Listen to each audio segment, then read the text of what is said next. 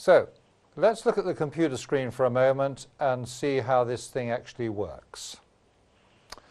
Here's the front page of Compare Progress. At the top here, username and password. Let's one sign in to any group one's a member of. Here we have the weight loss group. As you see at the top here, home, health and well-being, weight loss and dieting. This particular group is comparing half a dozen different, 1, 2, 3, 4, 5, 6, 7, 8 different methods, which can be used either as individual methods or in combination. And if you look here at my data here, primary method, Atkins diet, secondary method, Heath-P appetite suppressant. The measures that are being used are blood glucose, blood pressure, diastolic and systolic, waist size and weight in pounds, which makes sense.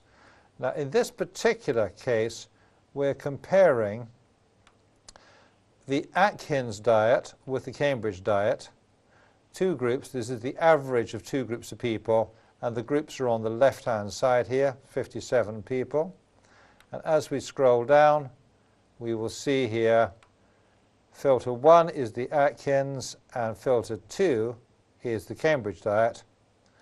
So I'll just scroll back up so you can see that. There's filter 2 Cambridge. So you can see that the weight loss on Atkins seems to be, or sorry, is it the waist size, big one, reduction in Atkins seems to be substantially better. So there's an objective measure derived from the independently entered data of 57 different people. Now, the point is here that it doesn't know or matter whether we have 57 people on there or 570,000 people, because everyone has free choice and is using the treatment they believe in most. We don't have any security problems at all. This is updated all the time.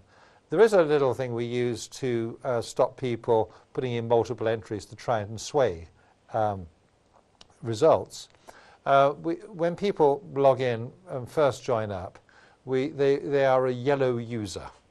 And if they want to become a green user, which we recommend, we ask them for 10p on their credit card. That validates their name and address. It's not so much the 10p we're after, it's the name and it's validation. They then become a green user. So if on any results the average of the yellow users and the green users is coincident, then everything's probably fine.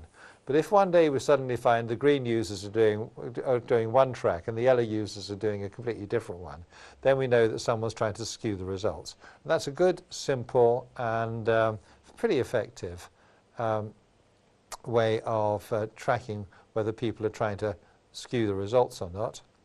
The other real advantage of this, particularly in clinical trials, is that if one has adverse drug reactions, and adverse drug reactions are a major cause of illness and death, particularly among older people, we can pick these up in a day or a week or whatever is the interval between entries of data, rather than having to wait to the end of a trial and wait till a trial's unblinded to find out what was actually going on. So there's another significant advantage. I hope that's been useful.